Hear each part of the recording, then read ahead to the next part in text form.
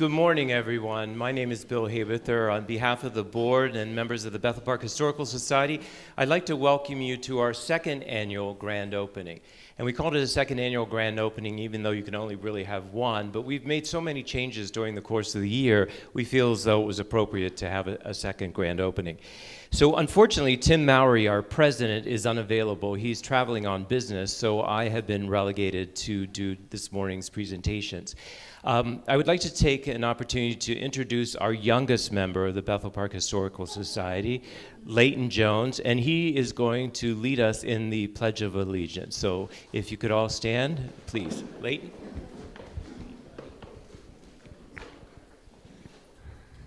I pledge allegiance to the flag of the United States of America, to the republic for which it stands, one nation, under God, indivisible, with liberty and justice for all. Thank you, buddy. Okay, wow, what a year that we've had since our last open house. As we continue to work classroom by classroom, this year we completed the Military Museum, which is the former principal's office, which is next door. And we're almost finished with our library, which is right through that door over there. Both of these rooms are underwritten by the Hollinshead family.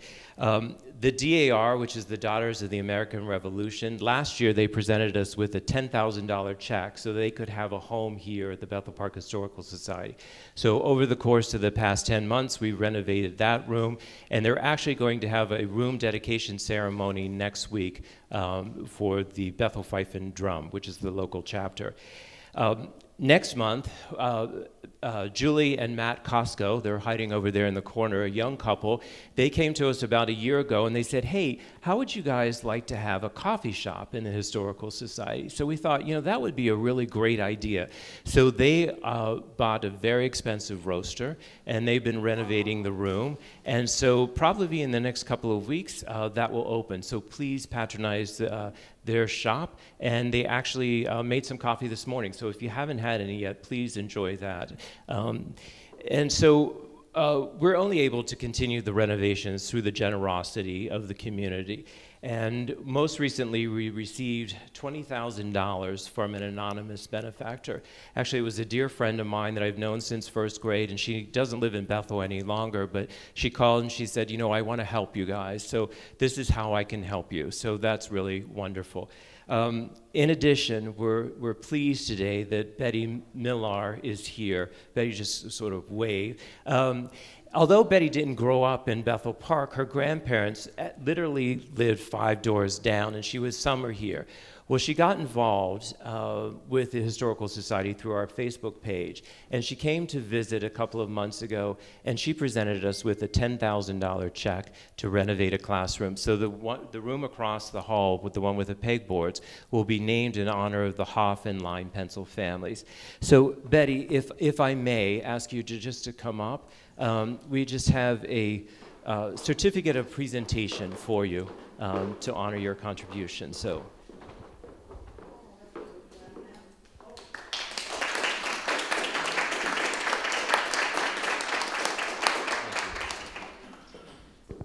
hopefully the next time you come to see us, the room will be finished. You know, interestingly enough, Betty and her family and her 2 cousins are sitting to her left there. They have donated wonderful military items to our collection. Their father and or grandfather, uncle, were in World War I and World War II, so they gave us the uniforms of both those gentlemen and several other wonderful artifacts. So thank you for that. In addition, this past year we received $10,000 from the Rotary Club of Upper St. Clair, Bethel Park, the Breakfast Club. And Danielle Gosnow, who's also a board member of the Historical Society, is president of the Rotary Club. And she was instrumental in doing a first for the Rotary Club. They usually only give out $5,000 per year. But she is so involved with the Historical Society, and other members of the Rotary Club just wanted to show their support of what we're doing here. So they made an exception, and in 2018 they gave $5,000, and there's a $5,000 commitment for 2019. So Danielle, if you wouldn't mind coming up.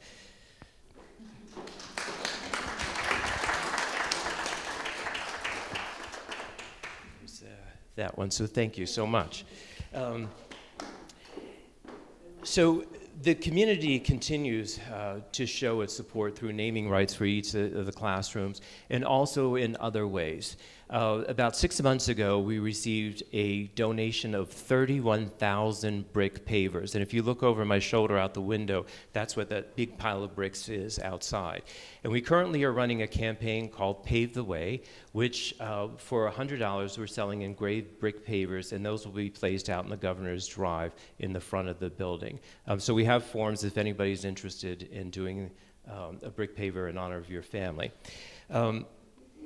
So I'd like to introduce someone who has been a huge supporter to our community over the past 20 years and an ardent supporter of the Bethel Park Historical Society.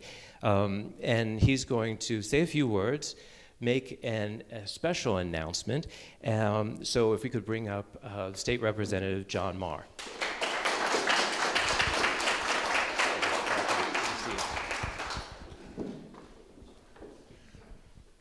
Over the 2 decades that it's been my honor and privilege to represent Bethel Park, a few things have brought me more joy than seeing the transformation that the Bethel Park Historical Society has been accomplishing with this school. It is such a great example of why I'm so proud to have represented these communities, that folks get together and determine a purpose and reach in, either with their shoulders and their backs, their skills and their trades, their time and their money, to make it so. And when we have this very concrete transformation, it's easy to gauge. And it's something that makes me very proud to have any association with. And I'm happy Tim Mowry is not here. I love Tim, but I'm happy he's not here because he so demurs from any accolades, any applause, any credit. He always sort of disappears. If he knows it's coming, he all of a sudden is like, what happened to Tim? Where'd he go? Where did he go? Well, he can't disappear on us today. But I must tell you, I think he is probably the finest community leader I've ever had the privilege to know. And if he were here, I would not have been able to get that out of my mouth. So I know you guys know that, but there's so many of you who played important roles in what's happening here today. I'm fortunate that I have been able to play a different kind of role. And Bill mentioned a couple of years ago I was able to help secure a grant for $140,000 to help get this jump started on the Capitol side. And I'm happy to tell you that there's another $140,000 on its way.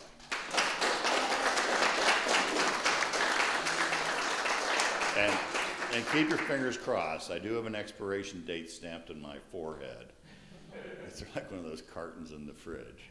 But I'm still hoping I may find another rabbit to pull out of the hat for you in the meantime. But thanks for all that you do. Thank you, Bill, for your leadership. And it brings me great joy to see what you're accomplishing. Thank you.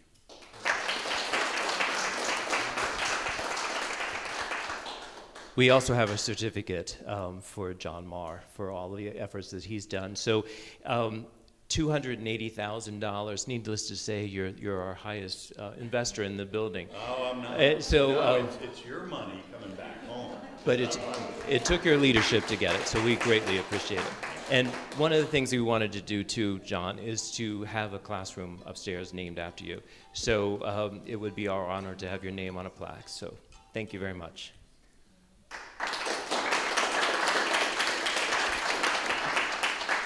For once, I don't have any words. Thank you, John.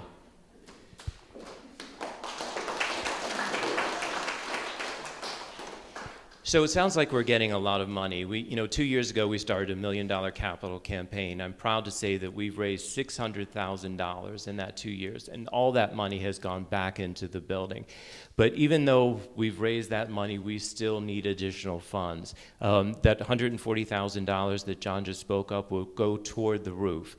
We just had Mark Edelman, the architect who walks the premises. He's been a godsend doing all the architectural needs that we have for the building. So he's preparing a book so we can submit that to bid. The roof, unfortunately, will probably cost more than that. We have to do some pointing of the bricks. We still have some classrooms upstairs to finish. We have to do some bathrooms. The list seems to keep going on, but what I can tell you is we have made great strides over the past 2 years, and we will continue to do so because we have not hit our plateau yet. People get more and more involved, whether they're coming in to donate their time on Tuesdays and Thursday evenings between 5:30 and 8 o'clock, or on Saturdays between 9 and 2, just a little plug, or just to donate items. I mean, Betty just brought some more things that are over 100 years old that belong to her grandfather. We just received a month ago a collection from British Columbia, and it is items that were from a gentleman that lived in Bethel. He was married to a Holtz, which is an old Bethel family, actually Lisa Jenkins' family. And the gentleman, his name was Ira James Smith. He was born in 1879. He died in 1964. He and his wife are buried in Bethel Cemetery. But they sent items dating back to 1797. Glass plate negatives, over 1,000 glass plate negatives of Bethel Park, back then Bethel, of Pittsburgh. In just pulling out some of the glass plate negatives, I found images of the Phipps Conservatory, and I called the curator down there, and it's their 125th anniversary this year. They have very limited photographs pre-1950.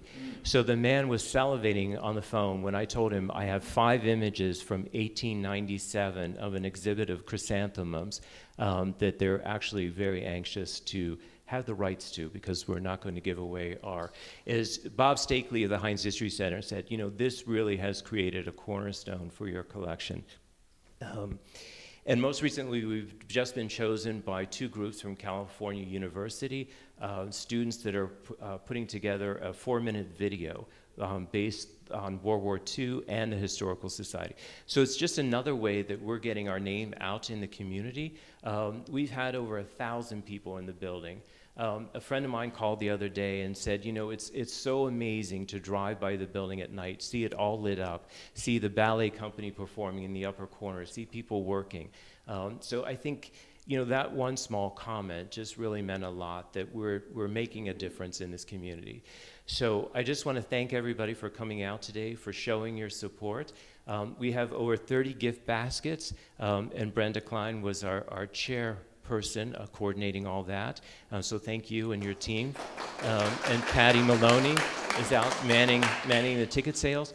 And I also want to thank Lisa Schmidt-Jenkins of Jenkins Lawn and Garden Center for all the wonderful decorations, both on the inside and outside. So thank you. So with all that, I welcome you to tour the building. If you have any questions, just ask, and just have a wonderful day. And also, the fire department is also having an open house. So please help yourself to a cup of coffee, and look forward to Matt and Julie opening up the coffee shop within the next couple of weeks. So thank you, everybody.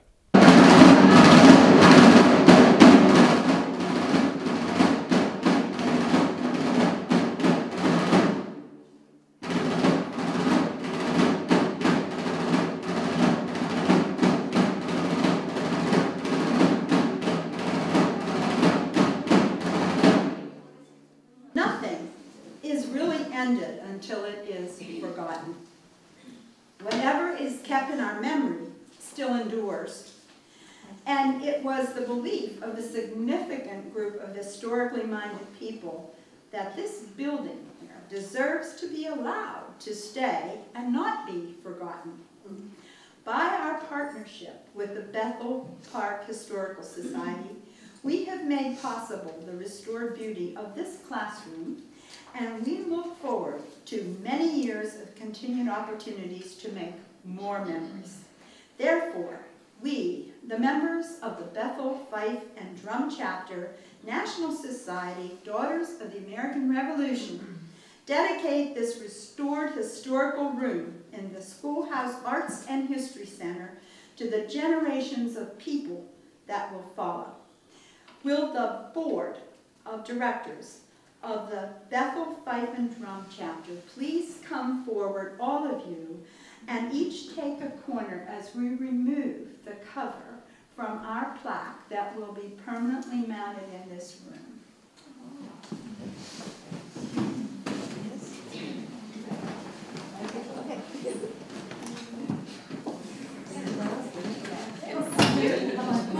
Oh my. Now I'm going to reach under and hold it so it doesn't Where's get... Marty? Where is she? All right, everybody get in. Well, later, Yeah. later, let me Yeah. get the picture. I need to get the picture. Somebody else. Okay, everybody look this way. Great.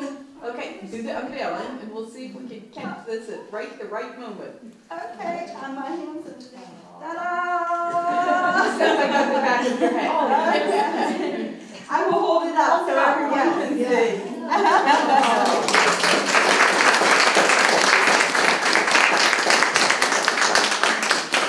This was made by the students. Students, what's really interesting, when you do a project, you want to engage the next generation. So that's why to have this young gentleman come up and stand up is so important. But the kids at Independence Middle School were 7th and 8th graders. They actually came at like 6:30 every morning and worked on this class. So they're doing the naming rights to each of the rooms for us. So it's a wonderful connection with the next generation. Wishes to thank the Bethel Fife and Drum National Society, Daughters of the American Revolution. So we're talking about where it's going to go. They'll decide, and it'll be permanently in this room so that forever we can come here and know it was our partnership with Bethel. Thank you. Thank you, ladies. Now, I would like to introduce our special speaker this afternoon, Mr. James Smith. Growing up in a small upstate New York farm town, Jim was inspired by Frederick Fennell, to study traditional drumming with William Street and John Beck at Eastman. The Fife and Drum Corps he organized in 1961 while in high school is in its 57th year. Wow. Working through engineering school at Purdue, he played weekend gigs, organized a drum corps in Lafayette, from which grew 12 other Fife and Drum corps. During the past 20 years, Jim has focused on the Civil War and played with nearly every recreated Civil War band and drum corps in the country, while promoting the use of original drums with an unmuffled skinhead. He has been using the language of the drum to call us today, and I welcome you, Mr. Smith, to take your drum and beat it.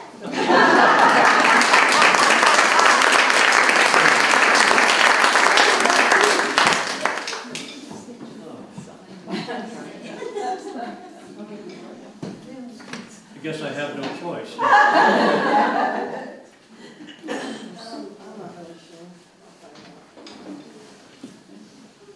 Thank you very much, Vivian, for the kind introduction.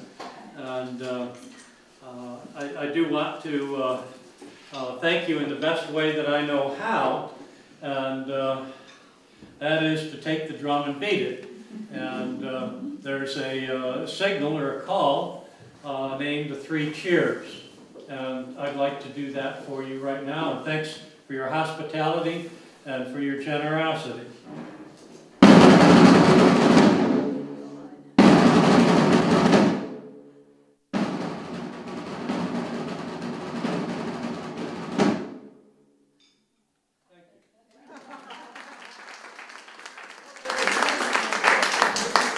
And by the way, I'm compelled to let you know that it's entirely within the realm of possibility that George Washington and Arthur St. Clair themselves actually heard that same call or signal on this drum.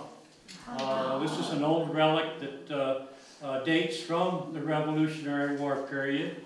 I don't have records to confirm exactly when and where, but all of the construction on the drum, the shell, the hoops, and everything leads to that period of time and that use. The decoration is barely visible on the front. Is very similar to that of a drum that's in the Guilford Courthouse Museum in Greensboro, North Carolina. So I believe that this is, in fact, an old relic from the Revolutionary War period. We'll have some musket drill very shortly. The first thing we need to do is to, we've got a new drummer here. And, first thing we need to do is to learn the alarm. Okay. And got a good start on the left hand. Okay. Like so. Very good, very good. The right hand, and do it like so. Okay. Very good. Which, are you right-handed or left-handed? Left-handed. Okay. Well, usually we start with the left hand because it's the weak hand. But in this case, we'll make an exception. All right, there we go. Now, all we're going to, this is very, very easy. What we're going to do is to beat two times with each stick, and then in succession, and gradually speed up. All right? We'll start it. Very, very good. Very good. Ready? Yeah. Ready? Yeah. Play.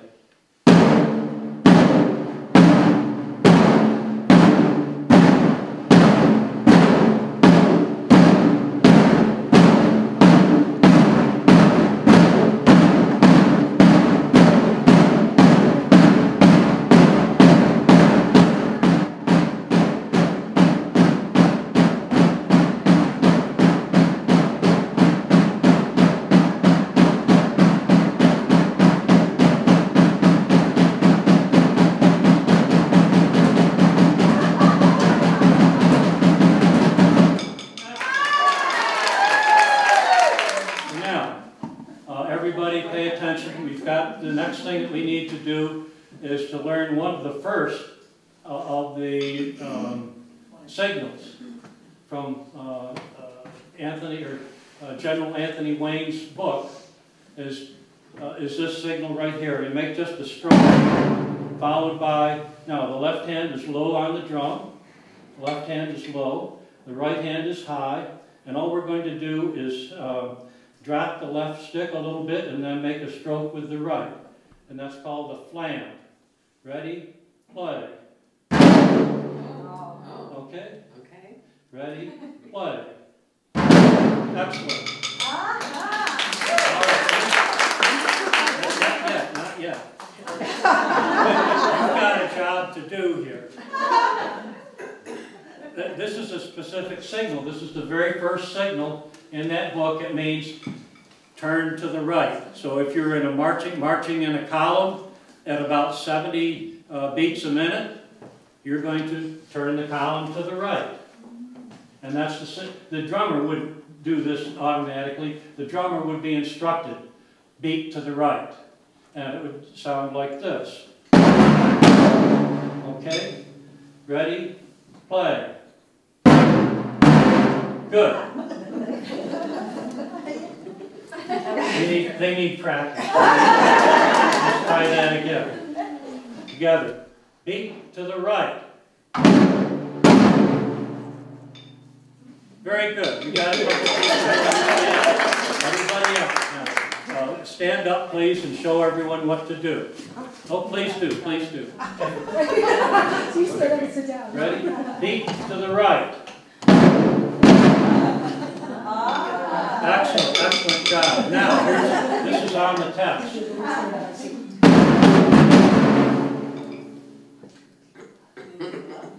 To the left. Okay. What would be next? No. About. Right about. To the right about. Very simple things, but very, very important. All right. Now, that's the first thing that we need to do. Are you ready? What's the first thing you're going to do? Powder in, right? Powder in the pan. Yep, then Close the pan so it doesn't fall out. All right. Bring it to cock. Should have a half cock on it, but it's not working right now.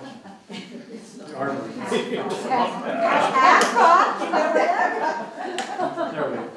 All right. then you make sure Bring your rammer out. Oh, well, you need to first reach for a cartridge. cartridge, put it in, Right. then take the hammer out. Hit something. All right. Sure it's in there. Very good.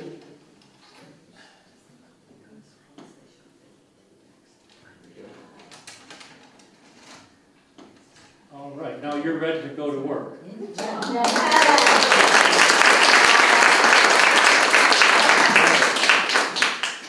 Now, by the way, for the drummers, it's very appropriate to just click your sticks together for something like that. That's it. All right. So now you're ready to go to work. And the next thing we need to do is to bring your weapon to the ready. All right, you're up here. You're going to bring your weapon up to your shoulder, like so, and be prepared to fire. We'll fire over the head. All right, now he's ready to fire. The command, now, tactic, this is just like playing, football. And I'm thinking, this is not the NFL. We do have the Old Glory here, you know. But the idea was to line up like we're playing football, and have one side here, another side there. And, hopefully, once the prevailing side would try to get the high ground and force the other side to come up the hill. But the idea was to lay down a solid wall of shot. Most of the time, the inexperienced soldiers closed their eyes and never saw the flash, never heard the boom. But anyhow, there were a few that could take well-aimed shots. How many shots do you think they could take in a minute? Maybe 2, 3, but this takes more than a couple seconds. Now, if you're going to lay down a volley, there's a drum signal, of course, that's used to do that, and it goes like this. I'll play it. This is your duty, your job is to make sure nobody here falls asleep. All right. All right. You're the duty drummer. What happens when the drummer passes out? You already know that. Ready?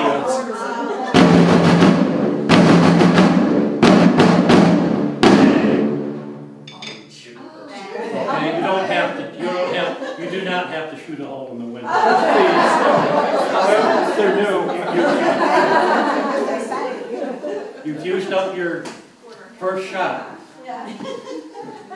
Now you get the drummer, the first signal for the company. Typically, a company is the smallest unit in an army, with 40 to maybe 100 men, and was typically organized with 2 drummers, and very often a drummer was competent also on the fife.